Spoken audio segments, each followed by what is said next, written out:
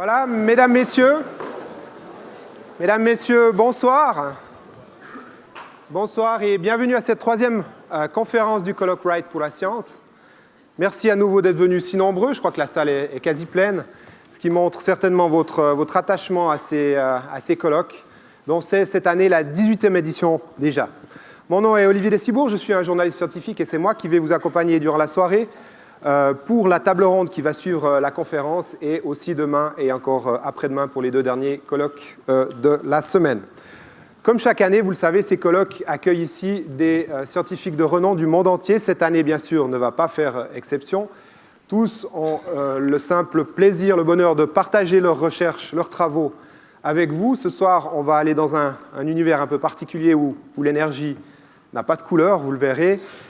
Il y a un fil rouge à cette semaine, c'est le thème qui a été choisi, vous le voyez ici, là, vous le voyez avec, voilà, au passé ici, la gravité. Encore que ce soir, on va faire un détour et parler plutôt d'antigravité, comme vous le comprendrez. Cette soirée, vous le savez, se déroule en deux parties. Il y a d'abord la conférence, à peu près 3/4 d'heure, une conférence qui sera faite en français, mais avec traduction simultanée en anglais. Donc, utilisez vos casques pour ceux qui le souhaitent. Et ensuite, la table ronde, elle, se fera en anglais, pour la simple et bonne raison qu'on aura une deuxième personne sur scène, c'est la conférencière de demain soir.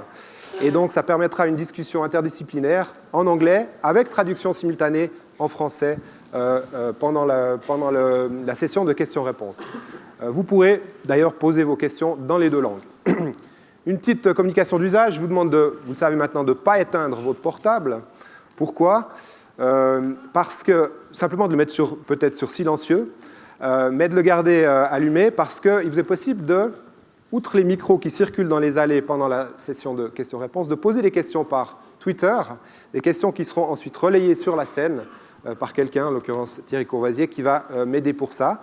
Et ça donne aussi l'opportunité à ceux qui nous suivent en direct, en live stream, à distance, derrière leur petit écran, d'également poser des questions par Twitter. Ça a assez bien marché les deux derniers soirs, donc on va continuer cette expérience. N'hésitez pas à le faire.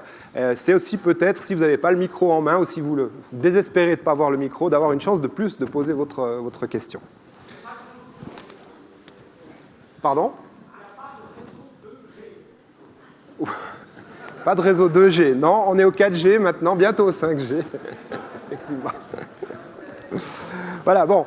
Avant d'entrer dans le vif du sujet et d'apprécier vraiment la gravité de la situation, vous me direz que la blague est facile, mais je crois que ce soir, on est vraiment à la soirée où il y a un des plus grands mystères de la thématique de cette semaine, et vous comprendrez pourquoi. On est vraiment face à un gros point d'interrogation. Donc avant de passer vraiment dans le vif du sujet, je souhaite passer la parole à Thierry Courvoisier, le président de la Fondation Wright, pour quelques mots d'introduction. Thierry.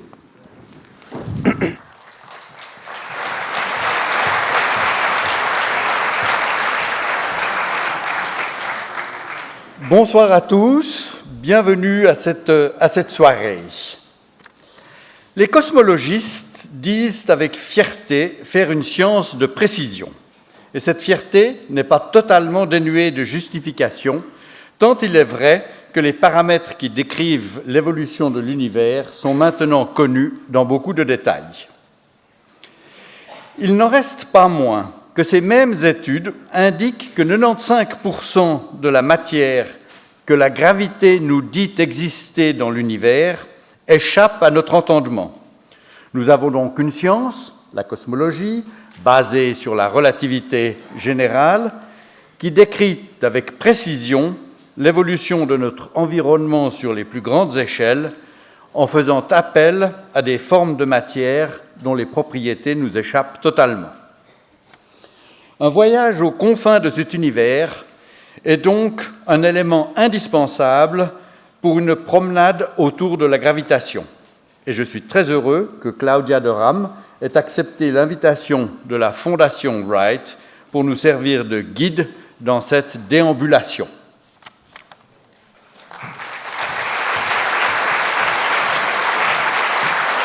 Merci beaucoup, Thierry. Comme vous le savez, c'est la tradition, c'est aussi le plaisir, j'imagine, de quelqu'un de l'Université de Genève de présenter l'oratrice de ce soir, en l'occurrence ce soir, Ruth Durer, qui est professeure de physique théorique ici à l'Université de Genève.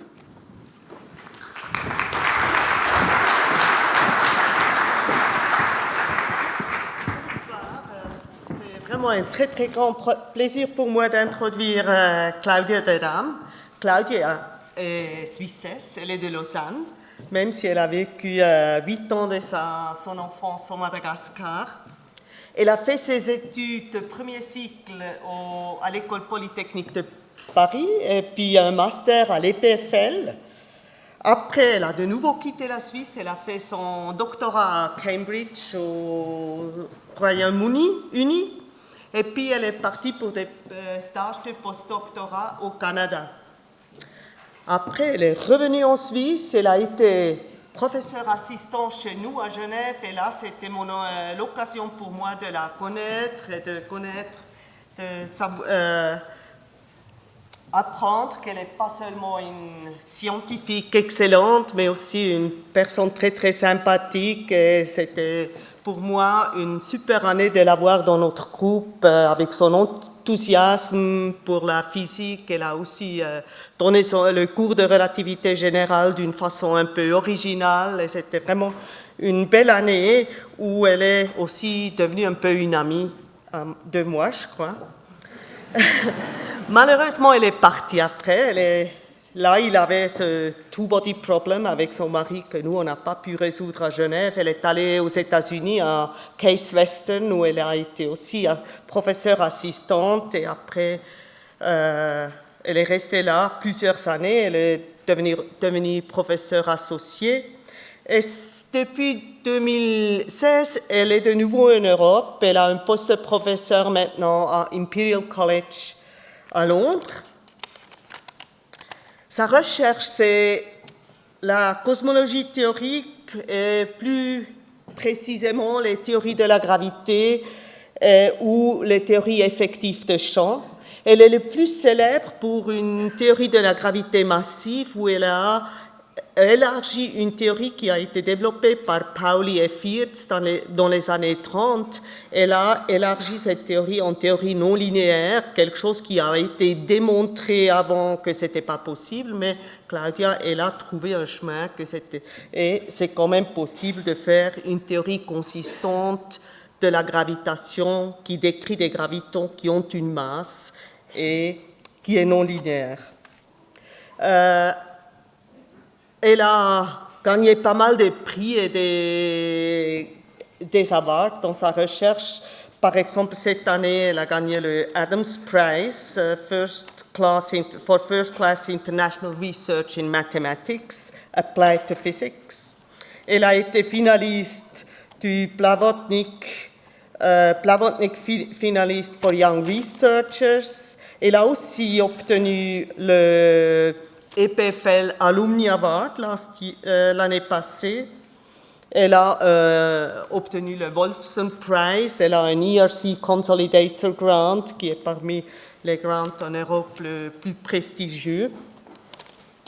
Claudia n'est pas seulement une chercheuse avec beaucoup de succès, elle a aussi du succès dans sa vie privée. Elle est maman de 3 petites filles qui vont, j'espère, tous devenir des grands chercheurs comme leur maman. Donc, Claudia, s'il te plaît.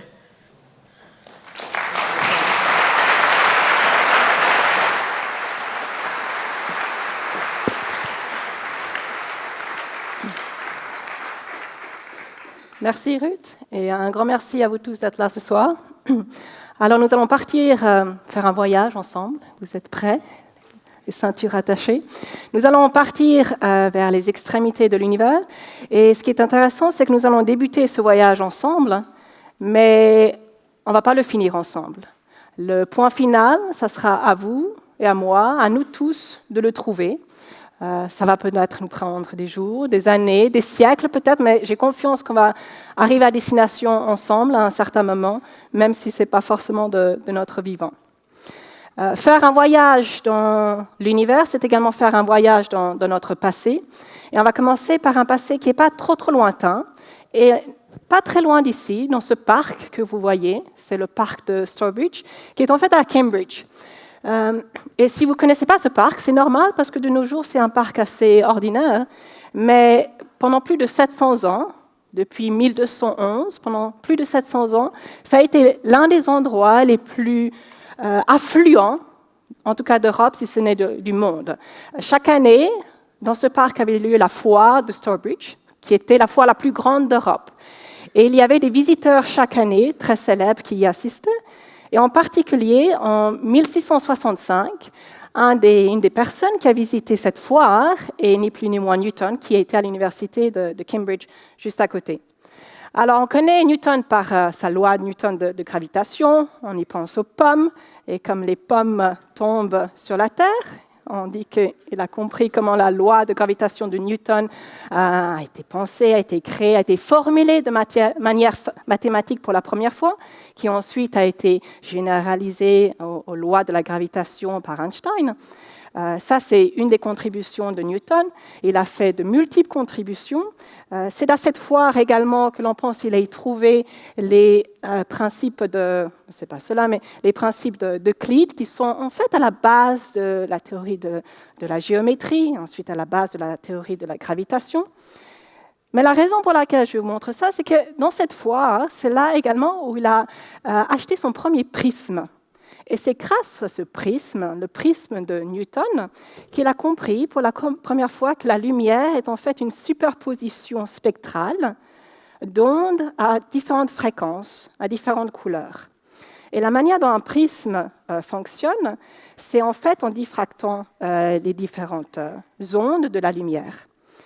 La lumière, elle voyage dans le vide à la vitesse de la lumière, qui est à 300 000 km par seconde dans le vide. Mais maintenant, si on n'est pas dans le vide, si on est dans un milieu, par exemple de l'eau, ou même de l'air, ou du verre, comme ici, la vitesse de la lumière est très légèrement différente de celle dans le vide, et elle dépend de la fréquence, ou de la couleur, ou de la longueur d'onde de cette lumière. Et donc, lorsque la lumière va dans ce verre, elle se propage à une vitesse très légèrement différente, dépendamment de sa couleur. Et c'est comme ça qu'on a une diffraction de la lumière. Ça, c'est ce que Newton a compris. Et ça, ce sont des observations que l'on fait tous, peut-être pas tous les jours, mais probablement chaque année. On sait tous que lorsqu'on observe un arc-en-ciel, ça veut dire qu'il a plu, exactement. Alors, nous sommes tous des observateurs dans l'âme, parce qu'en voyant des arcs-en-ciel, on sait tous qu'il y a des gouttes d'eau dans l'air, ou qu'en tout cas, c'est humide dans l'air. Donc, grâce aux arcs-en-ciel, on arrive à avoir une bonne idée de, en tout cas, certains éléments qui sont dans le ciel, dans l'atmosphère, sans avoir besoin d'y aller, juste en voyant cet arc-en-ciel. Alors, la question qu'on va se poser ce soir, c'est si peut-être il pourrait exister quelque chose d'analogue, non pas pour la lumière, mais pour les ondes gravitationnelles. Est-ce qu'il existe des arcs-en-ciel de gravité ? Alors, je vais vous donner la réponse tout de suite. On n'en a pas encore observé, malheureusement. Mais ça n'empêche pas qu'on pourrait essayer de les regarder. Et peut-être que si on voyait des arcs-en-ciel de gravité, ou même si on ne les voyait pas, cela nous donnerait des indications sur la composition, non pas du ciel, mais peut-être de l'univers à part entière. On en a entendu lundi, grâce à professeur Damour. On va en entendre demain. Mais les ondes gravitationnelles ont été détectées directement pour la première fois il y a quelques années. Ça, c'est l'événement de 2015 qui a été, ici, c'est l'événement de 2015, qui est la première détection directe, grâce à des interféromètres, d'ondes gravitationnelles. Maintenant, ces ondes gravitationnelles, pour nous arriver à nous, elles ont parcouru des millions d'années-lumière. Et pratiquement 100 millions d'années-lumière, pratiquement des milliards d'années-lumière. Alors, si elles se sont propagées sur de telles distances, en voyant quel est leur spectre, en voyant si oui ou non il y a des arcs-en-ciel de gravité, ou s'il y a une modification de leur relation de dispersion, on pourrait peut-être avoir une compréhension plus précise de la composition de l'univers. Et en effet, quand on regarde l'univers à de grandes échelles, si on va zoomer au-delà de notre galaxie déjà, on voit que la composition de l'univers, on voit que l'univers est en fait très mystérieux. On ne le voit pas, on l'observe plutôt, mais si on regarde déjà à des distances de l'ordre de la taille d'une galaxie, qui est plus ou moins de l'ordre de 100 000 années-lumière, on voit que toute la matière, je parle de matière, mais par là c'est vraiment tout ce qu'on connaît, que ce soit vous et moi et les chaises et l'air et tout ce qu'on a dans cette salle et toutes les planètes et toutes les étoiles et toute la poussière interstellaire, tout ça, si on compte toute cette matière, toute cette masse que je vais appeler visible, qui n'est pas nécessairement visible, mais toute cette matière visible, ça ne me permet pas d'expliquer la masse totale de la galaxie. On peut, en regardant le mouvement d'étoiles, ça c'est très symbolique, ce n'est pas du tout à cette vitesse-là, mais très symboliquement, si on regarde le mouvement d'étoiles à la périphérie des galaxies, on peut avoir une compréhension de la masse totale de cette galaxie. On voit qu'elle est bien supérieure à la masse visible des galaxies. Et donc, pour expliquer cette grande masse des galaxies qui est beaucoup plus grande que la masse visible, il faut postuler l'existence de matière noire et savoir que les galaxies, toutes les galaxies et même les amas de galaxies sont plongés dans des nuages de matière noire. Alors ça aussi, c'est une vue d'artiste. On ne la voit pas, la matière noire. Ça, c'est juste pour vous donner une impression du nuage de matière noire dans lequel les galaxies et les amas de galaxies sont plongés. Cette matière noire, on ne communique pas avec elle. Elle n'émet pas de la lumière, en tout cas pas qu'on ait détecté jusqu'à maintenant. Elle n'interagit pas directement avec nous, mais on sait qu'elle agit gravitationnellement et qu'elle a un effet sur les étoiles et sur l'évolution de l'univers.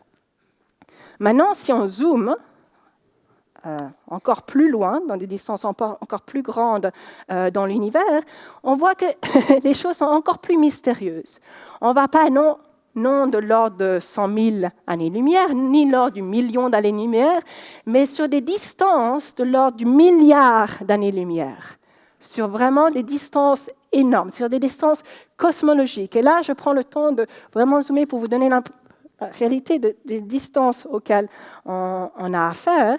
Et si on regarde comment l'univers se comporte sur de telles grandes distances, on voit que cette matière visible et cette matière sombre, cette matière noire, n'expliquent pas tout le comportement de l'univers.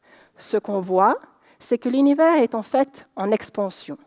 Ça, c'est une observation qu'on sait depuis maintenant bien des années. On voit que lorsqu'on regarde des étoiles ou des explosions d'étoiles extrêmement loin de nous, elles se déplacent toutes par rapport à nous. Et ce n'est pas quelque chose de spécial par rapport à nous. Tout observateur dans l'univers voit la même chose. Nous nous déplaçons par rapport à tout autre observateur dans l'univers. On peut voir cela sur un diagramme de Hubble, si vous voulez, en regardant comment certains objets, ça ce sont des objets célestes, par exemple des explosions d'étoiles, en regardant comment ces objets se déplacent par rapport à nous, donc ça c'est leur vitesse par rapport à nous, en fonction de leur distance par rapport à nous. Et ça, c'est une unité de distance qu'on aime bien utiliser en cosmologie. Et on voit que plus un objet est éloigné de nous, plus il s'éloigne par rapport à nous. Ça correspond à une expansion de l'univers dans toutes les directions. Alors, dès qu'on dit expansion, souvent on se pose une question. Exactement dans quoi est-ce qu'il s'étend l'univers ? Et je vais vous donner une réponse qui ne va pas vous plaire du tout, mais je vais quand même vous la donner. Dans rien. Dans lui-même. Il n'y a que l'univers. Il n'y a rien d'autre que l'univers. L'univers, c'est tout l'espace, c'est tout le temps. En dehors de l'univers, il n'y a rien. Il n'y a pas de notion d'espace en dehors de l'univers. Il n'y a pas de règle avec laquelle vous pouvez mesurer quoi que ce soit. Il n'y a absolument rien. Tout ce qu'il y a, c'est l'univers. Alors, je sais que souvent, on vous représente ce genre d'image sur l'évolution de l'univers. Et la raison pour laquelle on vous représente ça, c'est parce que je ne vais pas commencer à couper ce transparent. Je ne pense pas que ça va rendre les gens de l'université très heureux, mais il n'y a rien. Tout ce qui est ici, ce n'est rien. Je n'arrive pas à le représenter, mais ce n'est pas de l'espace en dehors de l'univers, C'est juste rien. L'univers est né peut-être dans un Big Bang, mais ce n'est pas l'image que je vais vous montrer ici. Ce n'est pas un point au centre de l'univers à partir duquel quelque chose est né qui s'est étendu dans un autre milieu. Ça, c'est une image fausse. Il n'y a rien d'une extrémité de l'univers. Il n'y a rien de la limite de l'univers. Ça, ce n'est pas l'image de notre univers. Notre univers, on pense que très probablement, dès sa création, dès ce qu'on appelle peut-être le Big Bang, dès ce point-là, il a été d'une taille infinie, dès sa création. Complètement infini. Alors l'infini, c'est quelque chose qui nous dérange un peu. Ce n'est pas quelque chose dont on a l'habitude de travailler avec, ce n'est pas quelque chose dont on se sent très à l'aise avec. Alors c'est peut-être un peu plus facile pour nous, en tant qu'êtres humains, de penser à quelque chose qui soit fini. Et c'est possible, on ne pense pas forcément que ce sera le cas, mais c'est possible que l'univers, en fait, il soit fermé, refermé sur lui-même. En ce moment-là, il serait fini, il pourrait être sous forme de la surface d'une sphère, par exemple. Ça n'a pas besoin d'être nécessairement une sphère, mais ça pourrait être le cas. Quand je pense à la surface d'une sphère, c'est quelque chose qui a 2 dimensions. Alors, pour me représenter mentalement la surface d'une sphère, l'univers comme une surface d'une sphère, il faut que je fasse abstraction d'une des 3 dimensions spatiales de notre univers, que je pense simplement à nos 2 dimensions spatiales de notre univers et que je pense qu'elles soient refermées sur une sphère. En ce moment-là, c'est un peu plus facile pour nous de nous représenter ce que ça voudrait dire que l'univers s'étend. On pourrait penser que l'on vit sur la surface de cette sphère, de ce globe, si vous voulez, et que ce globe, ou cette sphère, elle s'étend elle-même. Et vous pouvez voir que n'importe quelle galaxie, ici, à la surface de cette sphère, ils s'éloignent les uns par rapport aux autres. Vous voyez aussi que si vous êtes sur la surface de cette sphère, il n'y a aucun point privilégié. Il n'y a pas de centre de cette surface de cette sphère. Et en dehors de cette surface, que l'on se représente en ayant une autre dimension ici, ça, ce n'est rien. Ce n'est pas une autre dimension de l'univers, ce n'est pas une autre dimension de l'espace, c'est juste notre manière à nous de pouvoir se représenter ce que ça voudrait dire que l'univers s'étend. Mais maintenant, on est sur le thème de la gravité. Et qu'est-ce que la gravité a à voir là-dedans? Eh bien, la gravité, c'est une force attractive. On a tous, quand je vous ai envoyé les pommes, vous pensiez tous que vous allez la recevoir sur la tête. Et j'ai essayé de ne vous pas envoyer une pomme de masse trop lourde, sinon ça ferait plus mal. Maintenant, on a tous l'habitude que cette force de la gravité est attractive. Et si je pense qu'on a différentes masses, par exemple 2 galaxies, la gravité étant attractive, elle devrait vouloir rapprocher ces galaxies. Donc même si elle ne les rapproche pas forcément, on pense qu'il devrait y avoir une force qui diminue l'expansion de l'univers. Cela voudrait dire que si on regarde dans notre passé proche, on devrait s'attendre à ce que l'on observe, c'est plus que peut-être tout au début de l'univers était en expansion, mais on s'attendrait à ce que l'univers, doucement, commence à peut-être se recontracter, ou en tout cas que cette expansion ne continue pas à aller de l'avant. Alors, qu'est-ce que ça veut dire sur ce diagramme de Hubble? Si on va dans des distances encore plus grandes, comme on l'a dit, regarder à de grandes distances, ça correspond à regarder plus dans le passé. Et donc, si cette expansion, elle s'atténue, ça veut dire que les objets dans le passé devaient aller plus vite que les objets qui sont plus proches de nous. Donc, ça veut dire que si on regarde à ce qui se passe à de grandes distances, on devrait s'attendre à ce que la vitesse de ces objets par rapport à nous soit un peu plus grande que ce qui est à basse énergie. Donc, on devrait s'attendre à quelque chose comme ça. Alors maintenant, mes collègues observateurs, ils peuvent aller voir ce qui se passe pour certains objets. Et ce qu'ils ont observé, c'est exactement le contraire. On observe l'opposé. Alors, ce qui veut dire, c'est que les objets qui sont plus loin, qui étaient dans le passé, en fait, ils s'éloignent par rapport à nous proportionnellement à une vitesse qui est un tout petit peu plus lente que ce qu'on s'en attendait.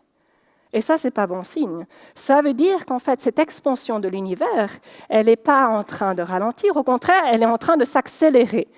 L'univers n'est pas non seulement en train de s'étendre, mais cette extension, elle va de plus en plus vite. Et ça doit être vrai parce que ça a reçu un prix Nobel. En 2011, ces 3 jeunes hommes ont reçu le prix Nobel pour la découverte de l'expansion accélérée de l'univers à travers des explosions d'étoiles. Mais dire que l'univers est en expansion accélérée, c'est un fait, c'est une observation. Mais d'un point de vue cosmologiste, on doit comprendre qu'est-ce qui est la source de cette accélération. Parce que la matière ordinaire dont nous sommes composés, vous et moi, et la matière sombre dans laquelle les galaxies, les amas de galaxies sont plongés, ils ne vont pas vouloir faire accélérer l'expansion de l'univers. Au contraire, on penserait qu'il la ferait réduire. Et donc, pour expliquer cette accélération de l'expansion de l'univers, on doit postuler l'existence d'une nouvelle substance qu'on va appeler énergie sombre. Mais appeler quelque chose énergie sombre, ça ne veut pas dire qu'on sait nécessairement ce que c'est. Ça ne veut pas dire qu'on l'a découvert. Je peux l'appeler n'importe quoi. Je peux l'appeler Globibulga si je veux. Ça ne change rien. C'est juste un nom qu'on a donné à notre ignorance de ce qui est la source de l'accélération de l'univers. On a certaines notions de comment cette énergie sombre doit se comporter. On sait que ça ne peut pas simplement être des masses présentes localement, parce qu'on sait qu'en ce moment-là, ça ne voudrait pas faire accélérer l'univers. On sait que cette énergie sombre, en fait, elle doit correspondre à une certaine substance dans la densité d'énergie, on peut le traduire ça peut-être en tant que densité de masse, est constante ou presque constante dans tout l'univers.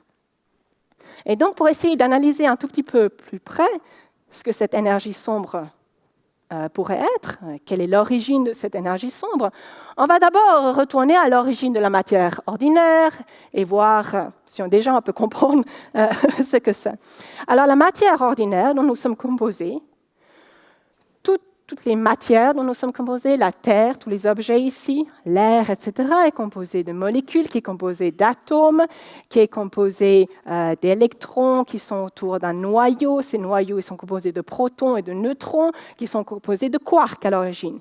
Et les quarks et les électrons et tout ce genre de particules font partie des particules du modèle standard des particules, qui englobe toutes les particules qui composent la matière, ainsi que toutes les particules qui correspondent aux forces fondamentales et qui est représentée en une formule simple ici, sur cette robe, où phi est le boson de Higgs, qui a été découvert au LHC.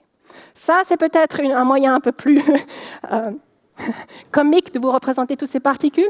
La raison pour laquelle je vous représente ça, c'est parce que c'est plus rigolo, mais aussi parce que ça met bien en évidence que le graviton est présent en tant que particule fondamentale. On a probablement tous entendu parler de ce mystère de comment associer la force de la gravité avec les autres forces ou avec les autres particules du modèle standard de la physique des particules. Mais à basse énergie, ce que je vais dire perturbativement, à basse énergie, il n'y a absolument aucun problème pour inclure le graviton parmi toutes les forces et parmi toutes les particules du modèle standard des particules. On peut l'inclure assez facilement ici. Et on s'imagine aussi comment on pourrait, a priori, inclure de la physique au-delà du modèle standard de la physique des particules pour peut-être incorporer la matière noire, qui va expliquer comment les étoiles aux périphéries des galaxies se propagent, par exemple. Quel est leur mouvement. Et toutes ces particules du modèle standard, celles-là qui forment la matière, celles-là qui donnent les forces faibles, les forces fortes, le photon ici qui transmet la force électromagnétique et le graviton qui transmet la force gravitationnelle. Toutes ces particules font partie du modèle standard, qu'on peut ajouter le graviton. Et toute cette matière-là, on pense qu'elle est concentrée au niveau des galaxies et au niveau des amas de galaxies avec la matière sombre. Ça, c'est une combinaison, par Illustris, une combinaison de simulation numérique qui est en concordance avec des analyses analytiques et en concordance avec des observations qui nous montrent comment la matière sombre s'est mise en forme de structure dans l'univers et qui a donné naissance aux amas de galaxies, puis aux galaxies, et ensuite au système solaire, etc., dans ces structures de l'univers. Donc toute la matière sombre, la matière noire et la matière visible, est concentrée dans ces structures dans l'univers. Mais l'énergie sombre, quant à elle, elle est diluée partout dans l'univers. Non seulement dans la structure dans laquelle les galaxies, les amas de galaxies vivent, mais également dans le vide entre les galaxies et les amas de galaxies. Et cette énergie sombre, on sait qu'on interagit très très peu avec elle, ou pas du tout. On sait que une des seuls moyens de communiquer avec elle, c'est à travers la force de la gravité. Et en soi, cette énergie sombre, elle est présente partout. Elle est présente un tout petit peu dans cette salle. Il y en a un peu ici, il y en a un peu ici, il y en a un peu ici. Mais si on regarde la densité d'énergie, et je vais traduire ça en densité de masse, parce qu'on sait tous, grâce à Einstein, qu'il y a E égale mc carré, donc il y a une relation entre la masse et l'énergie. Cette relation de densité d'énergie sombre, localement, si je prends juste, par exemple, un mètre cube, donc dans un volume comme ça, si c'était de l'eau, ça peserait 1 tonne, mais pour l'énergie sombre, ça pèse 10 à la puissance moins 28 kilos. Donc ça, c'est très petit. Pour vous donner plus une idée de ce que ça représente, en fait, ça représente comme si c'était la masse d'une fourmi dans un volume d'un cube qui fait 10 000 kilomètres de côté. Donc pratiquement la taille de la Terre. Donc ça vous explique pourquoi sur Terre, ou dans le système solaire, on n'a pas vraiment besoin de s'inquiéter de cette énergie sombre. Vraiment, quand on envoie des fusées sur la Lune, on n'est pas en train de se demander comment les fourmis se propagent sur la Terre. Ça a vraiment très peu d'effet. Sur la Terre, dans le système solaire, dans la galaxie, cette énergie sombre, elle est vraiment extrêmement petite par rapport à tout ce qu'il y a d'autre. Mais simplement, cette énergie sombre, elle est diluée partout dans l'univers, avec une densité d'énergie que l'on pense qui est presque constante partout dans l'univers. Et comme elle est présente également dans le vide, peut-être que regarder ce qui se passe dans le vide, ça pourrait nous donner une indication de ce que cette énergie sombre pourrait être. Alors maintenant, si vraiment on zoome dans une partie du vide, on prend toutes les galaxies à part, on enlève tout ce qu'il y a, et qu'on zoome dans l'infiniment petit, même si j'essaie de prendre tout ce qu'il y a, j'enlève toute la matière, j'enlève toutes les particules, toute la lumière, tous les neutrinos, tout ce que je puisse enlever, j'enlève. Il y aura quand même quelque chose qui est un peu présent, de l'énergie présente.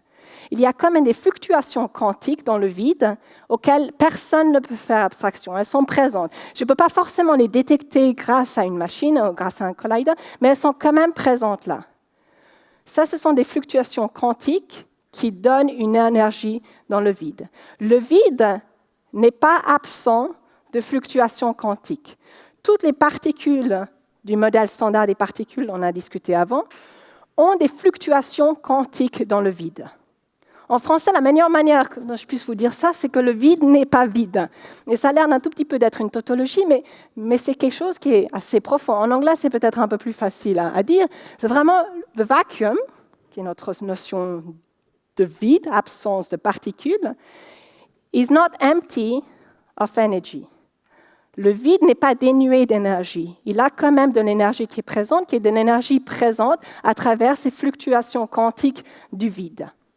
Et donc, puisque dans la formulation du modèle standard de la physique des particules, avec toutes les particules ou les ondes associées aux particules, les champs associés aux particules, on s'attend à ce qu'il y ait ces fluctuations quantiques du vide qui seraient présentes partout dans l'univers et donc qui auraient une densité qui est constante.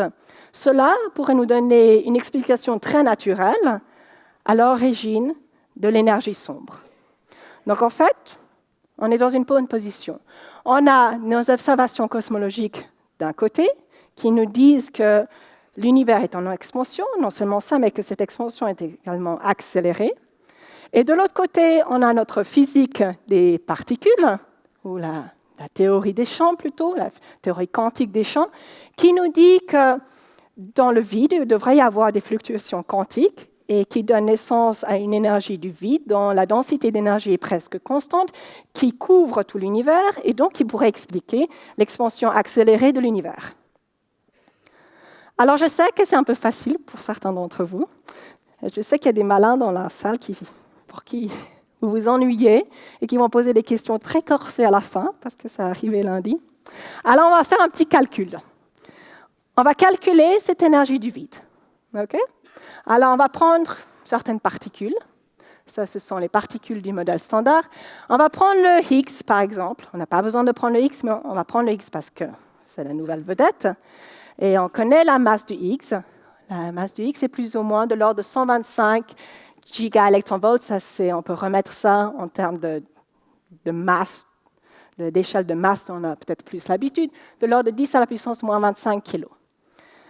Et ce qu'on va faire, c'est juste estimer la contribution du boson de Higgs à l'énergie du vide.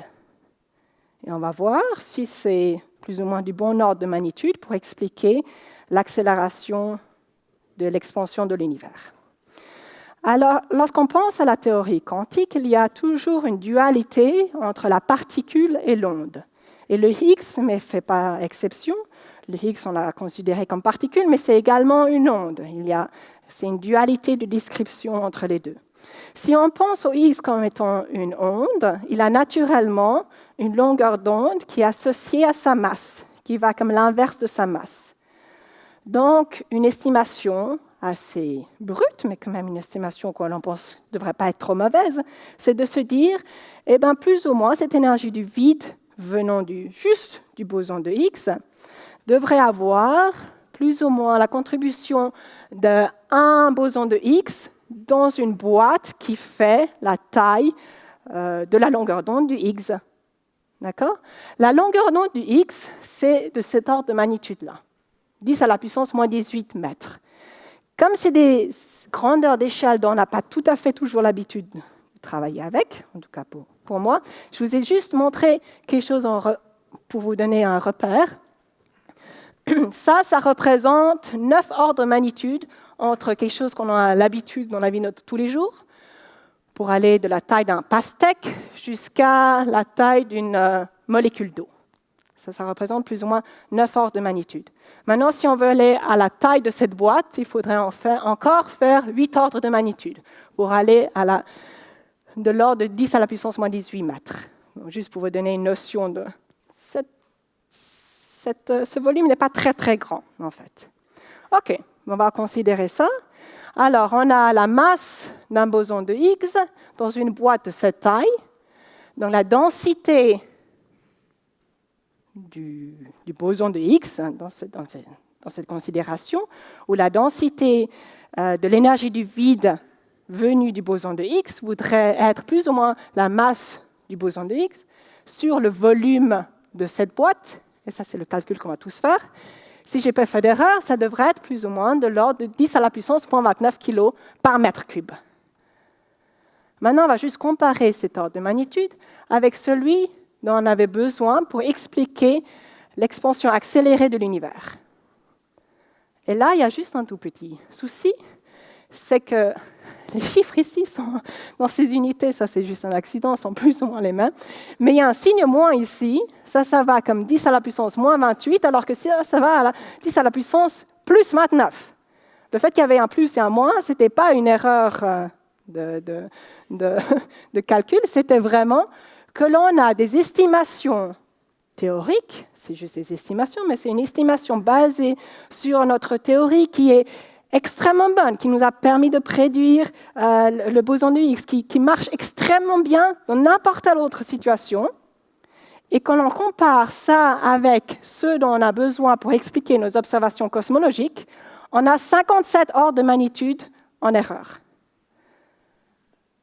Ça, c'est la plus grande erreur d'estimation dans toute l'histoire de la science. Alors, pour ceux d'entre vous qui allaient au cours de maths demain, quand vous aurez oublié un facteur de 2π, vous leur direz au moins, ce n'est pas 56 ou 57 ordres de magnitude différents par rapport à ça. Ça, ce n'est pas juste une petite erreur. C'est quelque chose qui fait absolument aucun sens. Et je n'ai pas la solution. Peut-être vous avez, mais je n'ai pas la solution. Alors, la seule chose que je puisse dire, c'est que clairement, si c'est l'énergie du vide, en ce moment-là, qu'il faut qu'on reconsidère tout ce qu'on a considéré jusqu'à maintenant. Ou peut-être que c'est ce qui fait la naissance à l'expansion accélérée de l'univers, ce n'est pas l'énergie du vide. Peut-être qu'en fait, l'énergie du vide, elle est vraiment égale à zéro. Peut-être qu'il y a des compensations entre différents termes que je n'ai pas inclus dans mon estimation et qu'en fait, elle est exactement égale à zéro. Mais alors, on est de retour à la question initiale. Quelle est cette énergie sombre? Quelle est son origine? Et ça, c'est une question d'ordre d'actualité dont on est tous en train de chercher des certaines solutions. Ça, c'est un diagramme des différentes possibilités. Je ne vous demande pas de lire tout en détail, c'est les différentes possibilités que j'ai écrites en 2008, il y a 10 ans. L'été dernier, j'ai regardé toutes les possibilités qui arrivaient entre-temps. Ça va entre tous les différents trucs, et on va entre Galiléon, entre caméléon, entre membrane, entre multiverse, entre extra-dimension, etc. On n'est vraiment pas dépourvu d'idées. On a plein d'idées, mais ce qu'on a besoin maintenant, c'est de se calmer un tout petit peu et de retourner à nos sources et essayer de comprendre comment est-ce qu'on peut distinguer entre tous ces modèles. Est-ce qu'il y a un de ces modèles qui est vraiment l'explication de l'énergie sombre? Et on va retourner à ce dont on est parti, cet arc-en-ciel. Et est-ce que cet arc-en-ciel pourrait éventuellement nous donner des notions de ce qu'est cette énergie sombre ou ce qu'elle n'est pas?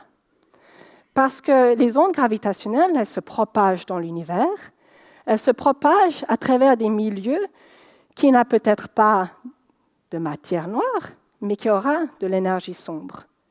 Alors, si elle se propage à travers l'énergie sombre, si elle interagit même un tout petit peu avec elle, peut-être qu'on peut le détecter et l'apercevoir grâce à une représentation différente de la relation de dispersion des ondes gravitationnelles. Et en 2017, il y a eu pour la première fois l'observation non seulement d'ondes gravitationnelles, mais associées à elles, des ondes électromagnétiques, de la lumière. Ça, c'est quelque chose, on en a déjà parlé lundi, et on va peut-être en parler encore demain. Mais ça a eu des conséquences énormes, parce que l'on a pu, à partir de là, déterminer avec extrême précision la vitesse de propagation des ondes gravitationnelles. On peut voir ici qu'il y a, durant tout ce processus ici de merger, une génération ici d'ondes gravitationnelles, et juste après, ici, des ondes électromagnétiques qui ont été envoyées. Ça, je ne sais pas si vous arrivez à voir très bien ici. C'est aussi des ondes électromagnétiques qui ont été observées quelques jours après. On parle du mois de... Ouais, je ne vois pas les jours exactement, mais c'est quelques jours après que l'on peut observer. Ça, c'est à des fréquences qui sont un peu différentes par rapport à celles qui ont été émises juste après. Alors ça c'est pas quelque chose qu'on a vu à l'œil, ça, c'est une impression d'artiste.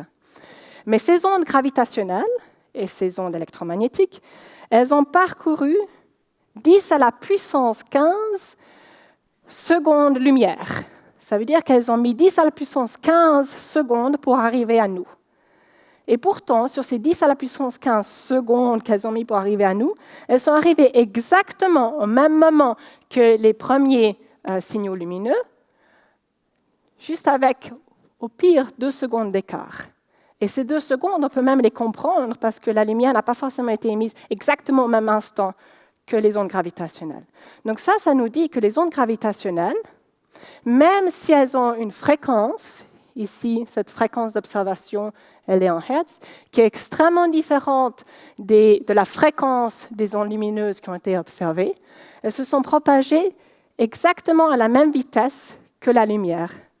Et donc, ça veut dire que l'énergie sombre, en tout cas à ces fréquences, elle est complètement transparente par rapport aux ondes gravitationnelles. Les ondes gravitationnelles ont traversé tout ce milieu cosmologique avec toute cette énergie sombre présente, et pourtant cette énergie sombre n'a pas du tout affecté aucune des longueurs d'onde, aucune des fréquences d'ondes gravitationnelles qui ont été observées. Donc ça nous donne une indication extrêmement précise sur l'indice de diffraction de l'énergie sombre aux fréquences observées par les ondes gravitationnelles à LIGO, qui est de cet ordre de magnitude-là en Hertz. Donc, à ces fréquences-là, on a déjà des mesures bien précises de ce que pourrait être l'indice de diffraction de l'énergie sombre. Ça, c'est quelque chose, c'est une qualité, une quantité qu'on sait dorénavant sur l'énergie sombre. Maintenant, dans le futur, on espère qu'il y aura d'autres missions, le LISA et Pulsar Timing Array, qui vont nous permettre de mesurer ou d'observer des ondes gravitationnelles à d'autres fréquences. Et dépendamment de l'indice de diffraction de l'énergie sombre à ces autres fréquences que l'on observera, peut-être ce sera toujours 1, peut-être ce ne sera pas 1, mais on pourra en déduire avec beaucoup plus de précision comment cette énergie sombre elle interagit avec la gravité. Alors pour conclure, comme je vous l'avais dit, je n'ai pas de solution. On n'est pas arrivé à destination. Nous ne savons toujours pas exactement ce que c'est que cette énergie sombre. Ça, ce sera probablement à vous, ou peut-être à nous tous, de le découvrir. Mais grâce aux ondes gravitationnelles, on a déjà une indication beaucoup plus claire de ce que l'énergie sombre n'est en tout cas pas. Et parmi tous les modèles que je vous ai montrés avant, il y en a beaucoup déjà qui ont été éliminés grâce à ces détections d'ondes gravitationnelles. J'aimerais juste finir avec une citation de Marie Curie qui dit que dans la vie, il n'y a rien à craindre, il y a tout à comprendre. Et j'aimerais juste porter hommage à Marie Curie ce soir, qui fête son 150e anniversaire. Joyeux anniversaire, Marie Curie. Je ne sais pas combien d'entre vous savent qui Marie Curie est. C'était la première femme à recevoir le prix Nobel de physique, la seule d'entre 3 femmes à avoir reçu le prix Nobel de physique. La dernière des 3 femmes à recevoir le prix Nobel de physique, c'était cette année. Et la seule femme à avoir reçu 2 prix Nobel, un en physique et un en chimie. Donc, joyeux anniversaire, Marie Curie.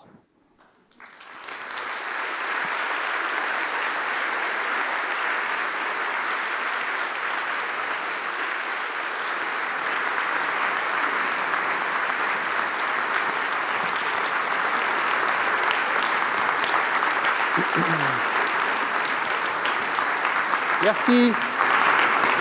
Merci beaucoup, Claudia Darm, pour ce vertigineux voyage. Comme vous le savez maintenant, on va passer à une longue session de questions-réponses. Vous aurez toutes et tous l'occasion de poser vos questions en français ou en anglais. And now I'll switch to English because the discussion now will be held in English. So please, dare ask your question both in French and in English. There is a simultaneous translation. And for the discussion, I have the great pleasure to invite on stage our speaker of tomorrow about gravitational wave, which is a good point because you mentioned so many times gravitational waves. And this is Gabriela Gonzalez. Please.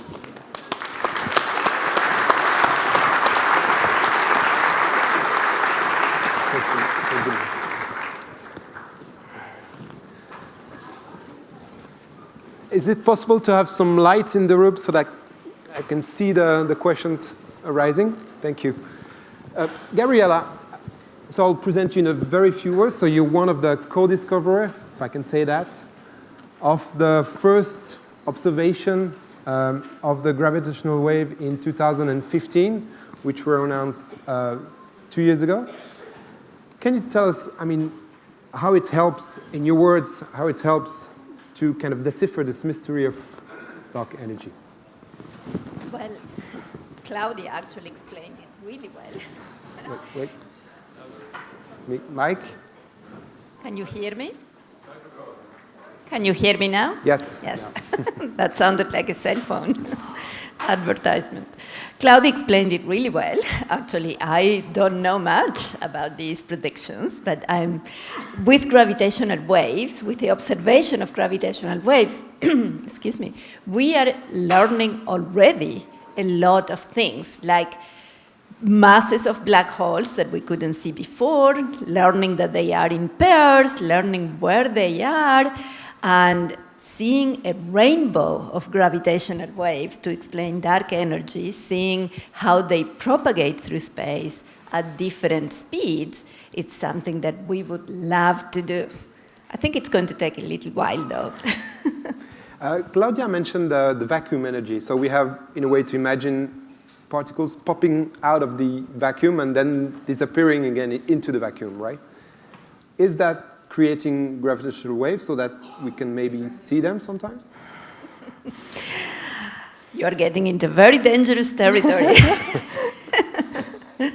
In principle, yes, because in principle, all you need to produce gravitational waves are masses that are not in a spherically symmetric configuration that are accelerating. And particles and antiparticles being created and annihilating themselves do that.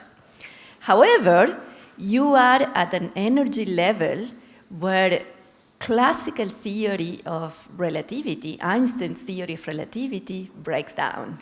So you cannot really apply to phenomena at that energy scale, at that length scale. We need, and there are many people working on unifying, having a theory that explains both the quantum phenomena and the gravitational phenomena. And there are a few predictions out there, but we don't have a way to test them yet. So we need more experiments, or we need predictions that we can test. Claudia, there's something you didn't mention at all during the presentation, and this is the so-called cosmological constant. This is a term that Einstein added to its equation at the time because he was, disturbed. He added this term to have a kind of static universe. And this cosmological constant is often linked to dark energy. Can you explain how and why? So this vacuum energy is a cosmological constant. It is exactly a cosmological constant.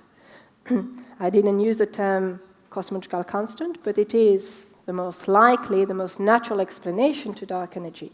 It would be just vacuum energy is a natural candidate for the cosmological constant.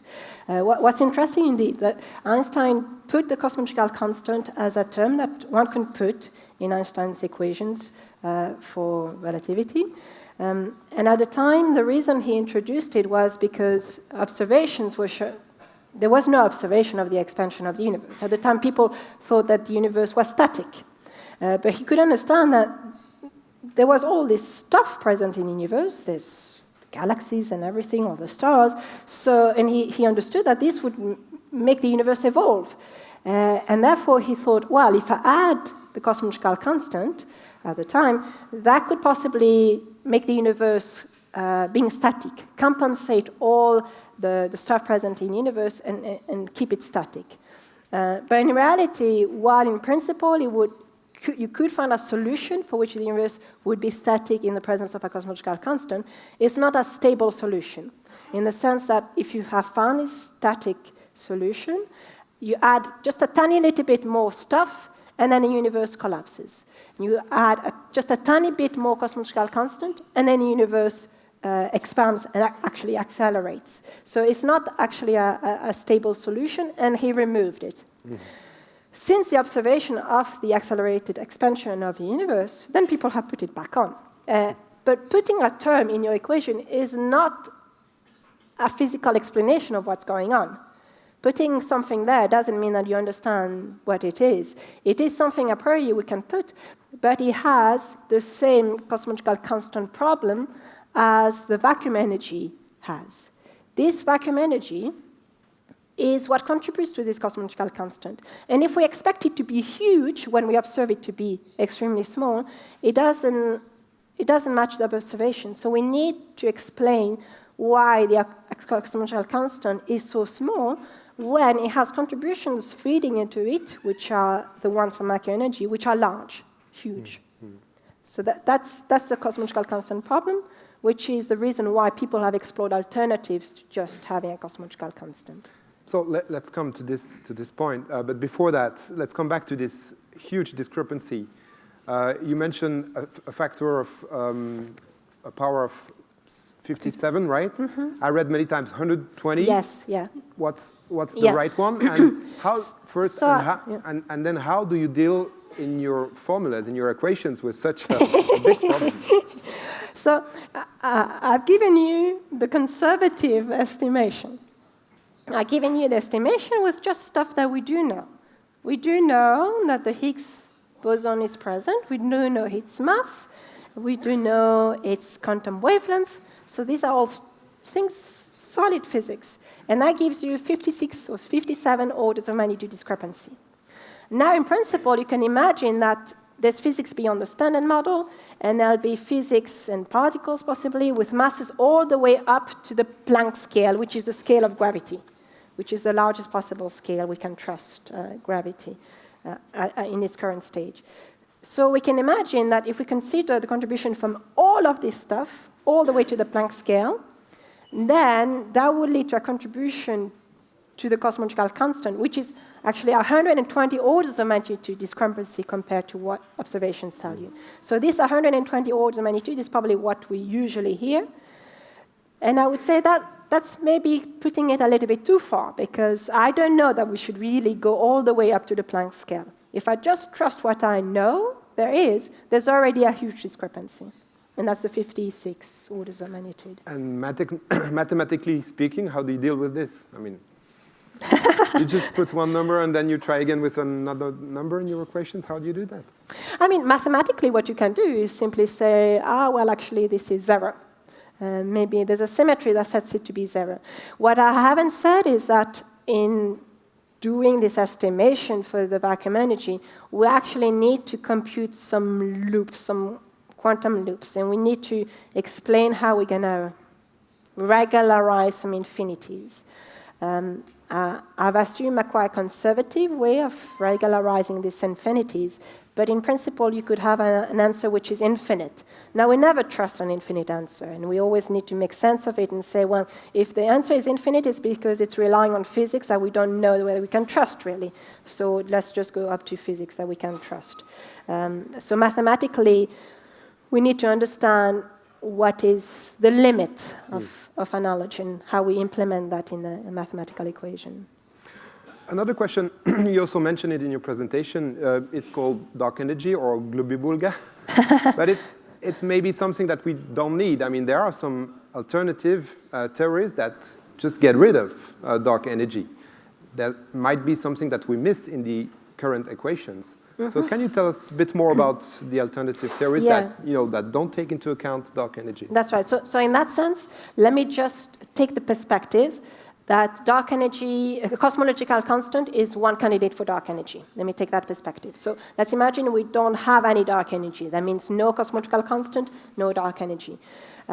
What is possible is that, we infer the need of dark energy because we make observations, and we trust the theory of general relativity, we trust its validity up to large cosmological distances, and then from there we infer first that the universe expansion is accelerating, and that we need some dark energy to source this acceleration.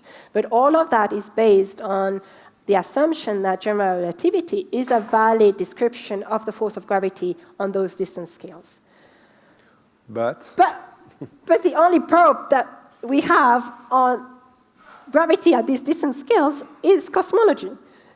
So we don't know that it really is the correct description of what's going on these distance scales. We have no other way to test that. We have no other system which is so big that we could test that.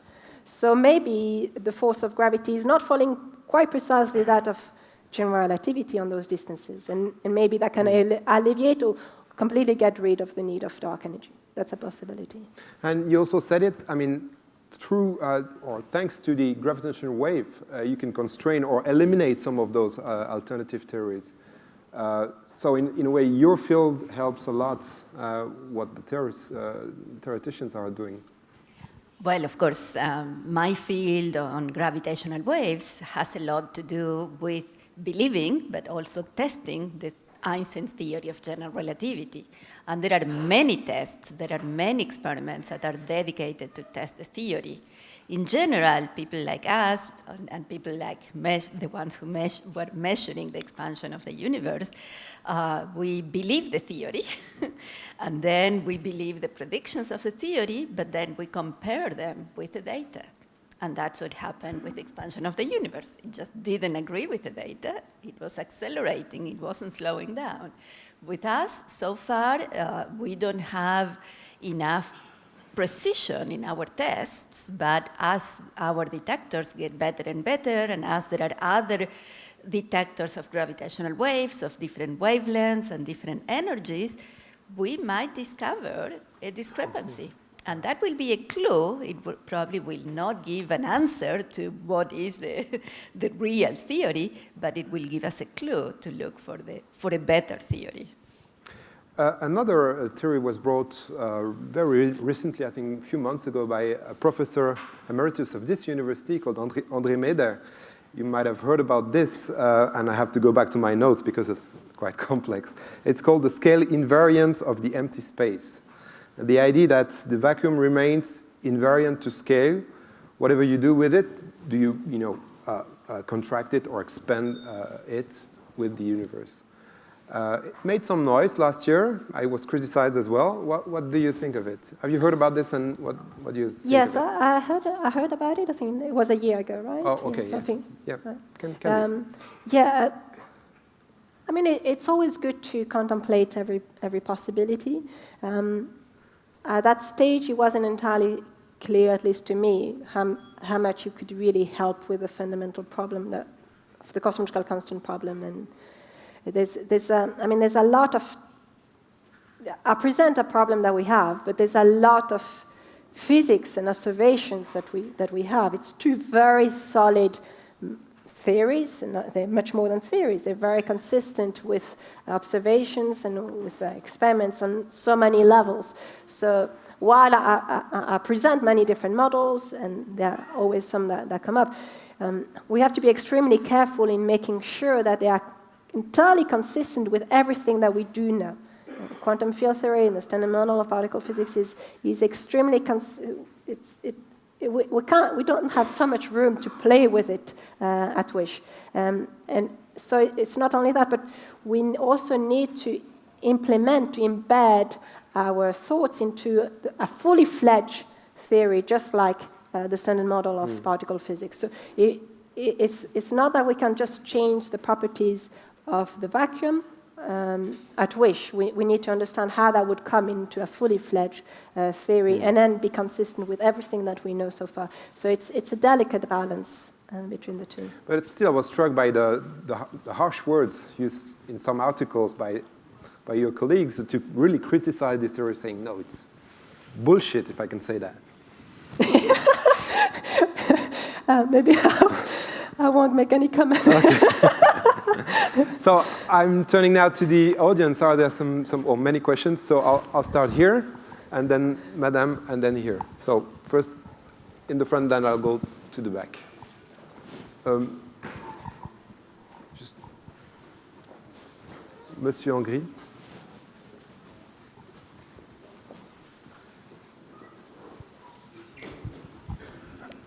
Thank you. I have two questions for Ms. Ram. The first one has to do with your findings and how it relates to the work done by CERN regarding the origins of the universe. Does it punch any holes? That is supported? If you could give us. The second one, I have problems conceptualizing the infinity of the universe with what you said, that there is nothing outside of it. I cannot reconcile those two things. Thank you. Thank you for the question. So, with respect to the connection with what is being found at CERN, what I have presented so far, I should say, it's not my findings. It's the community finding. I have almost no part in playing into these findings. The finding that the universe expansion is accelerating is that of my colleagues, is not mine. And the cosmological constant problem or the vacuum energy problem has been formulated not by me, but by others. So my contribution is in working towards trying to understand them. But in connection with what has been done at CERN, the energy scales are very different. So what we're dealing with here is something which is at the level of distances of the whole universe. So in terms, if we want to translate that in terms of energy scales, it's extremely low energy scales. That's what we're observing. We're looking at something which is extremely low, and the amount of vacuum energy that we need to have, as I explained, on our everyday life already is extremely low. So compared to CERN energy level, is extremely low. It's not something that will interfere with CERN experiments at all. What's going on at CERN is very high energy experiments. So it's they are complementary and they're completely consistent with one another. What CERN does is more related to quantum field theory, to the standard model of particle physics, and gives us an understanding of the description of the particles and as waves, really as we call them fields, and how we can think of the quantum corrections given by them. And our understanding of that is completely, absolutely consistent with what is done and needed to be done at CERN. People look at the quantum loops at CERN, they have to compute it to a very high accuracy, to a high number of loops, and it's all, our understanding is exactly on the same page, so it's all consistent. With respect to the Second question, the limit the of nothing, yes. you know. This is counterintuitive, but it doesn't make it wrong. We are not meant necessarily to be able to picture that. We're not very comfortable with dealing with infinities, but it doesn't mean that the universe has to be finite. It doesn't necessarily mean that. So, I mean, there is our issue with conceptualizing it, and then there is nature. And certainly what nature does doesn't care about how we think of it. However, if it's too hard for us to think of having the universe infinite, it is not completely inconceivable that it is actually closed. And maybe that's simpler, or not simpler, but it's something that we can conceive, having a universe being closed, and then it would have a finite volume of that closed surface or 3D surface.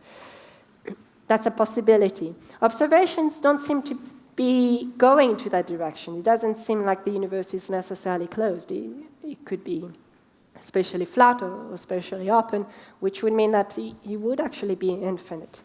So the universe is infinite. It's possible that the universe is infinite in size, but we still talk about the volume of the universe. We still talk about the size of the universe. I keep talking about the cosmological scales of the size of the universe. What I mean by that is the observable universe. Because the universe expansion is accelerating, there's objects which are very far away from us that are moving so fast away from us that the light that they emit, they will never be able to reach us, and so it will be unobservable from us. So in this sense, this universe has an observable edge. But it doesn't mean that there's anything physical there. The observable universe for me and for you is slightly different. That's right. But yet, what we both observe in any direction is hopefully exactly the same. I have to say myself that, of course, we all struggled with this. I think we all, when we first learned about these concepts, we struggled. But after thinking about it, I think it is now, for me, a lot more difficult to imagine an edge to the universe, because then what is the rest? The universe is everything, so it does not have an edge. And that, to me, is more natural. Whether it's finite or infinite, that we need observations, and that is still difficult to conceptualize if it is infinite. But having an edge, I think it's almost like thinking about the flat Earth as a finite, a finite flat Earth on 4 turtles. You could imagine an infinite flat Earth, but edges, I think that's the unnatural concept. There was one question here. Bonjour. Pour revenir, c'est pas vraiment une question, mais c'est pour revenir par rapport au bord de l'univers dont on discutait il y a quelques instants. En fait, donc on sait que l'univers tourne. On est d'accord. On est d'accord, hein. On sait que l'univers tourne. Donc il tourne autour de quelque chose, mais bon, on ne va pas rentrer dans les détails maintenant, peut-être plus tard avec vous, je ne sais pas. Donc l'univers tourne. On sait que la vitesse de la lumière, c'est une constante. Donc, s'il est en expansion et que son bord tourne à la vitesse de la lumière, puisque c'est à la vitesse maximale. Vous comprenez ce que je veux dire? mais quelle est votre question, monsieur? Non, mais en fait, c'était pour revenir. En fait, j'ai plusieurs questions. Mais, alors, une, s'il vous plaît. Choisissez. Non, c'est pas une question, c'est une réflexion. Donc, l'univers tourne. Donc, c'est une sphère. On est d'accord. Donc, il y a un centre. Nous sommes d'accord. La question, ça peut être ça. Est-ce que l'univers tourne? Non, c'est très important. C'est très important. Alors, laissons répondre les dames. C'est pour répondre aux Alors, monsieur, laissons répondre nos invités. Donc, l'horizon de l'univers. Donc, si l'univers tourne et qu'il est en expansion, bon, j'ai pas envie de trop monopoliser la parole. Donc, l'univers est en expansion. L'univers est en expansion, donc, on est d'accord. Il consomme de l'énergie. Donc, son champ gravitationnel grandit. Et il tourne. Donc, il tourne à la vitesse de la lumière. Donc, vous voyez ce que je veux dire? Où est-ce que vous voulez en venir, monsieur, s'il vous plaît? Non, c'est important. Est-ce que vous comprenez ce que je veux dire, Claudia? D'accord. Bon, Alors, peut-être qu'on un s'arrête là. point. Est-ce que l'univers tourne, finalement? Si vous prenez une route... Attendez, laissez-les parler, s'il vous plaît. Oui. Je ne suis pas très bien sûre de comprendre ce que vous voulez dire par l'univers tourne. Yes, Attendez. the way I understand something going round is going round a center. And we don't believe the universe has any special place that doesn't have a center. I am the center of my observable universe. You are the center of your observable universe, and there's a very strong overlap between those two. But neither you nor I are the center of the universe. Je propose de continuer cette discussion tout à l'heure, s'il vous plaît. Madame, il y avait une question ici devant. La dame au deuxième rang, au troisième rang. Et après, on va passer sur Twitter, parce qu'il semble qu'il y ait des questions aussi là. Merci, Professor Durham, for extremely informative conference. Pendant longtemps, les particules virtuelles étaient parmi les meilleurs candidats pour la création de la pression ou énergie latente de la vide. Il semble d'être moins fréquemment cité maintenant. Est-ce que vous pouvez nous expliquer la logique ou l'argument pourquoi les particules virtuelles sont plus candidates de grand intérêt? Merci. So actually, the notion of virtual particles is kind of related to what I was trying to describe as what is present in the vacuum. In the vacuum, there's constantly some quantum fluctuations and constantly creation and annihilation of virtual particles. We may not necessarily be able to detect them, but it is there in the vacuum. And so this is definitely one candidate for cosmological constant, for dark energy. On passe peut-être sur Twitter. Sorry, we switch now to Twitter. There are some questions on Twitter. There's one on dark matter rather than dark energy. And the person asking the question says, well, why do we need dark matter? Maybe we just got the mass of the objects wrong. So I have to admit I'm not a specialist in that.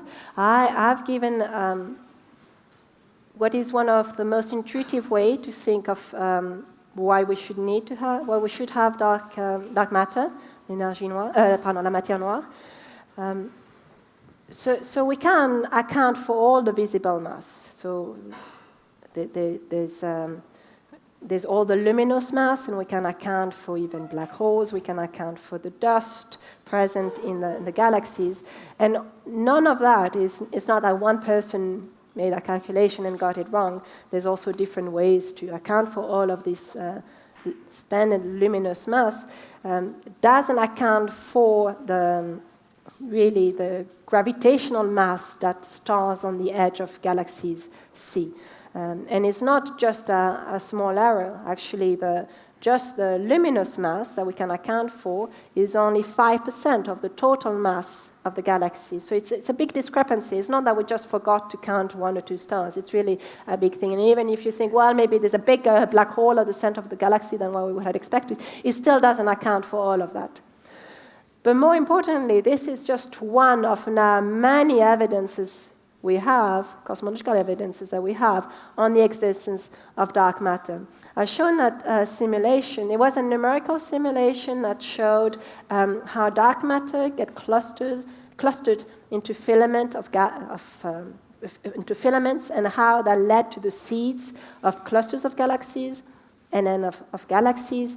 These are numerical simulations that account for the existence of dark matter.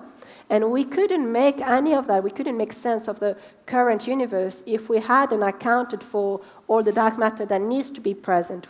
The whole evolution of the universe that we observe today, which is consistent with observations today, only makes sense if dark matter is present. If it isn't present,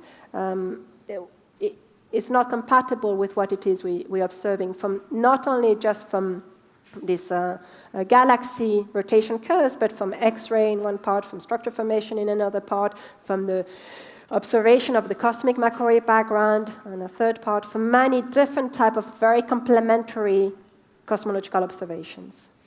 And there's another question which is then related to dark energy, which maybe we can paraphrase a little bit from what was asked directly, and that is to know whether the density of the dark energy is changing with time.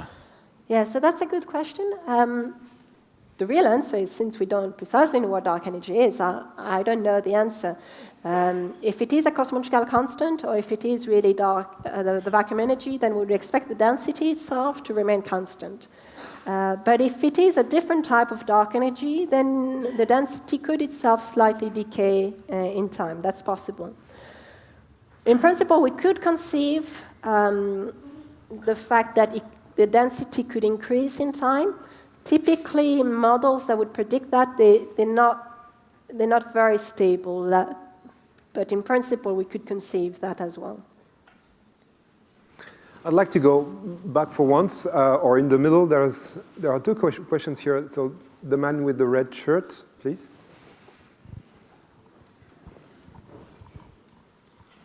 I would have a question to both panelists. How would you react to the idea known in India and based upon medial perception of sages that there are billions of universes? And the other position, a bit more intermediate, in the Western academic world, that there are multiverses. How do you deal with this? I'll let Claudia give the scientific answer. But I have to say that I find the idea of parallel universes, multiverses, different universes beautiful, but very difficult to test. So there's a difference between things that we like to believe or things that we want to believe as a scientific theory that we can test. And so far, at least from what I understand of multiverse theories, there are not yet predictions of that could be tested. It's an idea, but and there are many theories like that, and that doesn't mean they're wrong. It just means that we can't decide scientifically whether they are true or not. But at the same time, some say that the black holes are, entry doors to this other universe, or could be, or so. And you're working on black holes on LIGO, etc., yes. On merging of black holes. Yes. And with LISA and ELISA and LISA coming in space in 2035, yes. 20 years. And astronomers have been working with black holes, and we have been looking at, in different ways at black holes, and we cannot tell whether inside the black hole is a door to another universe, because we cannot tell what's inside the black hole. Now, there might be ways to see what happens. It might be that, for example, we see a black hole evaporate, and then we can see whether there's something that remains in there. Of course, that current predictions for how long will it take for the black holes that we know to evaporate are certainly beyond the life we have, the life our solar planet, will, at least our Earth will have, so we won't have time for that. But there are ways about perhaps creating small black holes that evaporate faster. That's something that has been talked in CERN. So I don't discount the idea that we could test what's inside the black hole. But we don't know at this time. We cannot tell what happens or doesn't happen inside the black hole. Let's talk about the idea, and I'm here transforming myself into a cosmologist for a while now, but that our universe is surrounded by a multitude of other universes. Could that be the reason that it's exploding and accelerating in its explosion? Could that be, the attraction of those other universes around our universe why not explain? So that's already kind of accounted for. We know that the observable universe, that's not all there is. There is an infinity of things around us, just part of the universe as well. So that's already accounted in understanding the expansion of the universe. It doesn't account that this expansion should be accelerating, because you can think of it more locally, that if you have something very far away from you, it's not going to have a huge effect to you. So having lots of stuff beyond our horizon won't necessarily help us understanding what the accelerated expansion would be doing. There are some notion of entropic principle, where the only reason why this cosmological constant, we're trying to find some alternatives, is because its natural, what I would call natural value or natural contribution from vacuum energy, is so much larger than what it is observed. And there's some thought formulated along the lines that maybe it doesn't even need to be multiverses, but maybe there's different phases in our universe, or maybe there are multiverses and that take just different realizations, and we just happen to be in a realization of the universe where the bottom line is that the cosmological constant or the dark energy is small, and if it hadn't been small, then we wouldn't have been here to observe it and to ask ourselves this question. This is possible, but it's extremely hard to prove. It's extremely hard to find signatures of such a thing. And so is it really physics, if we can't never disprove it? Or is it more of an explanation that satisfies us? But we want to do physics, we want to explain it, and if we can't find any ways to disprove it, we'll never be able to prove it. We'll just be able to be satisfied. But you're bringing an interesting point. Will observation always be the final judge on everything that you're doing? Observing what is being theorized by... Yeah, it's very important, yes. Yes, that's what we believe in science in general. It's not only observing it, it's reproducing it, having reproducible observations. I mean, that's the basics in medicine, right? I mean, it's not just physics, it's science in general. It's only if you can reproduce the experiment, the observation, and the explanation works for all those experiments, then you have a good theory to make predictions and to work with. There was one question, yeah, just there, and then we come back to Twitter and then in the front. Please. Thank you for a great presentation. Quick question. At a moment in your presentation, there was a slide with a myriad of different theories that are now competing. Of those theories, and there was massive gravity that was mentioned by Professor Dürr, that is your work particular.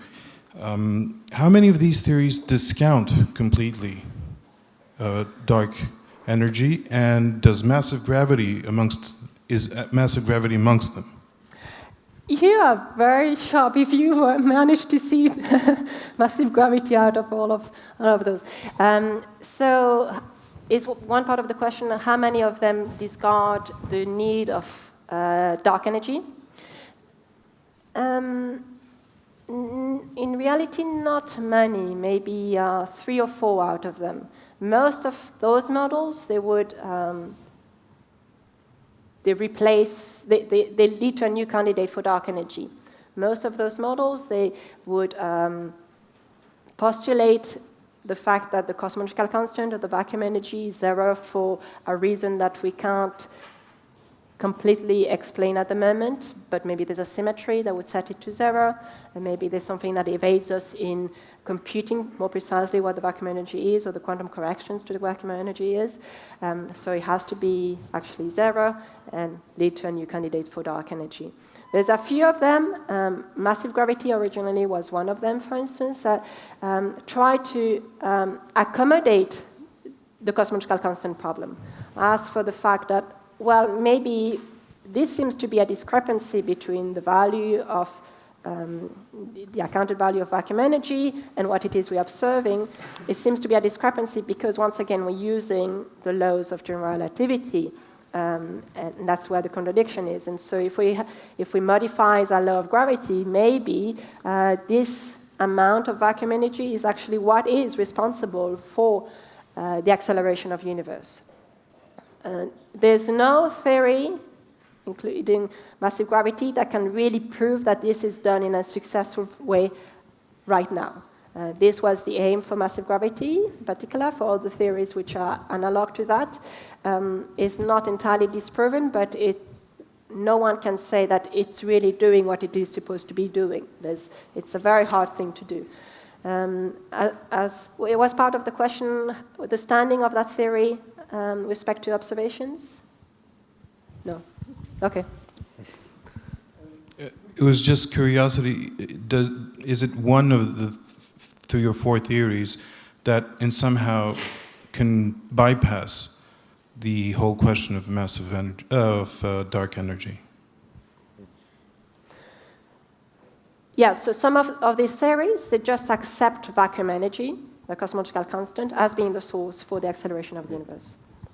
So we go back to Twitter, and then Monsieur, there. Yeah. There is one question which actually comes from somebody who says all of that rests on observations of supernovae, very far away, being just a bit fainter than what you would expect. So the effect is relatively small, and to which you would add that we don't know the physics of supernovae that well. We have to tweak a bit around to make them standard candles. So in the end, how sure are we that the universe is accelerating?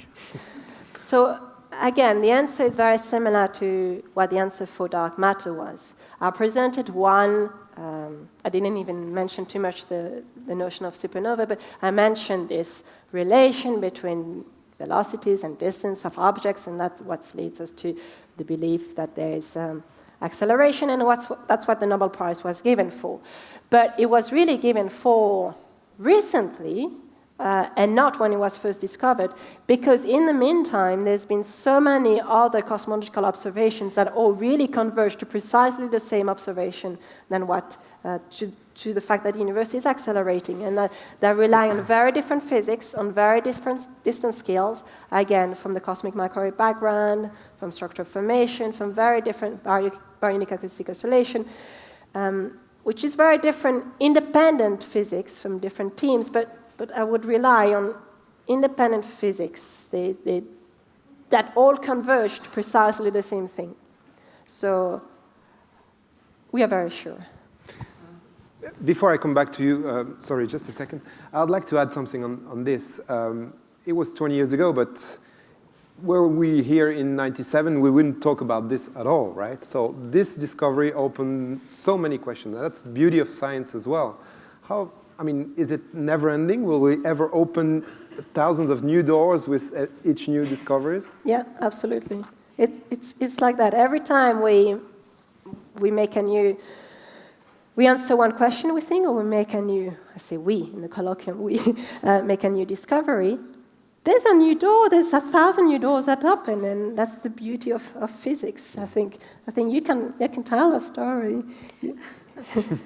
Well, I don't know which story is that. Well, that's for tomorrow. But it is true that in the history of physics, there has been several times, I mean, beginning with the Greeks, we thought, as a civilization, we thought that everything was about to be known or was known already.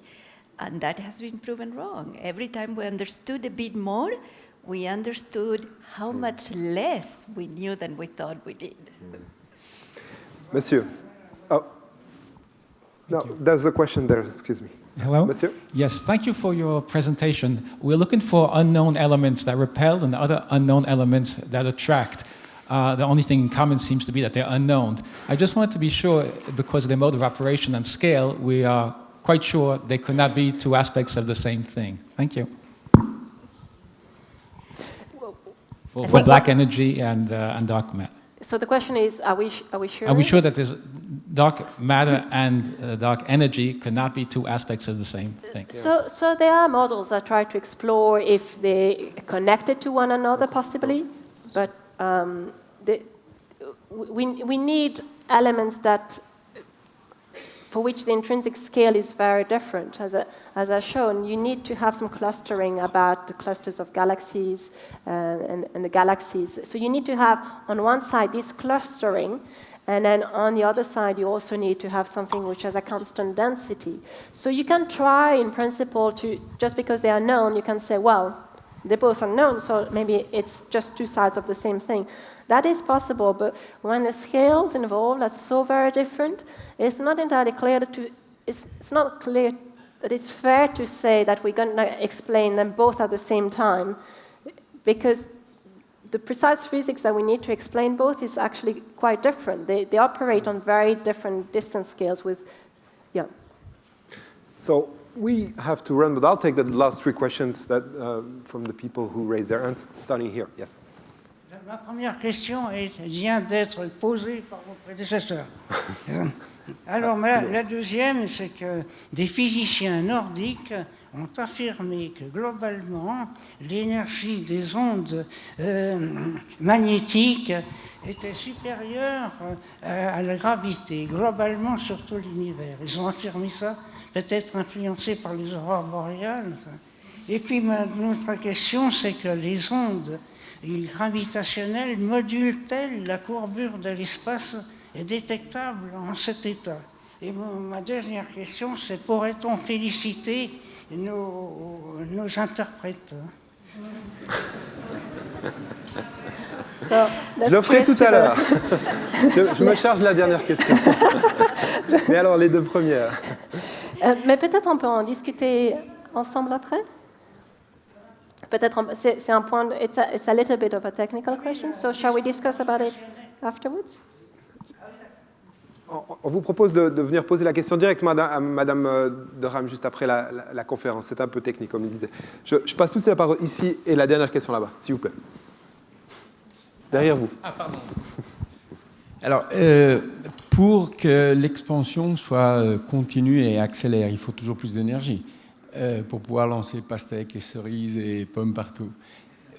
Donc, la théorie de l'emmental, c'est-à-dire une bulle qui se développe dans une masse d'énergie qui n'a pas d'espace ni de temps et qui grignote l'énergie de l'extérieur, parce qu'il faut de toute façon toujours plus d'énergie pour que l'expansion s'accélère le plus. Est-ce qu'elle n'est pas véridique enfin, elle est plus proche de la réalité, parce que l'énergie, il faut bien qu'elle la trouve quelque part. Alors j'ai entendu dire qu'il y a l'expansion, qu'il y a la théorie de l'emmental, c'est-à-dire des bulles qui se développent dans cette masse d'énergie qui n'a pas donc l'univers n'a pas de limite, parce qu'au-delà de là, on peut pas y aller. So, vacuum bubbles. We really don't like the idea that energy is not conserved, but energy conservation is actually a luxury coming from if we had time translation invariance. So if the universe was static in some sense, then we would have conservation of energy. In an evolving universe where things are not the same at different time in the age of the universe, we don't have conservation of energy as we know it. This is replaced by another aspect introduced by Einstein, which is covariant conservation of the whole stress energy momentum tensor, and that's the rules that we have to follow. And what we're proposing, what we're working with, what dark energy is doing, is playing with that game. It is fully conserving what it has to be conserving. It's just not conserving our notion of energy as we know it in a standard time way. So there's no need to explain why there is lack of conservation of energy. It can come from the geometry itself. I'm sorry, I'm going to take the last question. Time is running really late, and the last question was there. Yes. Merci aux conférencières là, pour leurs exposés très complets. Ma question, c'est parce que en ce qui concerne les particules chargées électriquement entraînent un champ électromagnétique. Et on a parlé souvent du champ de Higgs. Donc, est-ce que la particule de Higgs existe? On a souvent parlé du champ de Higgs. Est-ce que la matière sombre ne serait pas expliquée par ce champ de Higgs? Est-ce qu'il y a un lien? Is there a link between the Higgs boson and dark energy or dark matter? At the moment, we see no interactions at the level which we're working. It's not the Higgs boson is interacting far too much with the particles that we know to explain dark matter. Dark matter it shouldn't interact too much with itself even, so it's mainly interacting gravitationally. So the Higgs boson cannot accommodate for dark matter. And now it's possible that there could be some very weak interactions between dark matter and the Higgs boson, but these have not been observed at the moment. So, as you know, I like to end those colloquium by a quote. And when looking for a quote for tonight, I typed many names. And when I typed Stephen Hawking just by hazard, he didn't have a quote on black holes, his main subject of work. The quote I found of late Stephen Hawking, was this one: "The missing link in cosmology is the nature of dark matter and dark energy." So is that really the one link that we're looking for that could explain? At the moment, that's the open question. But once we answer that question, we're sure there'll be other ones that will come up. You? I have to say that when I was studying in college, I first learned about the dark matter problem. And I said, well, I mean, science progresses so fast, but that by the time I am a grown-up, I will probably know about that. And now we have more mysteries. So I don't think we can predict when the answers are found. Thank you very much for this nice discussion. I think a big round of applause.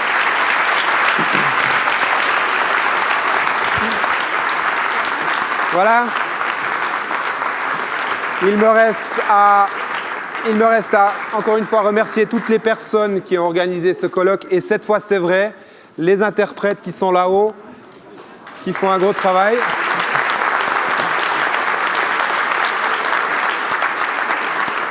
Il me reste aussi une dernière communication à vous inviter, pour ceux qui ne l'ont pas encore vu, à passer au Parc des Bastions, juste à côté, à 6h, 7h ou 8h, d'ici le 21 novembre, pour voir le spectacle. Donc, vous voyez quelques images ici. Un magnifique spectacle de 20 minutes, aussi, dans le cadre de ce Colloque Wright. Voilà, je vous donne rendez-vous demain avec la conférence de Gabriela Gonzalez et encore vendredi. Bonne soirée et merci. Thank you.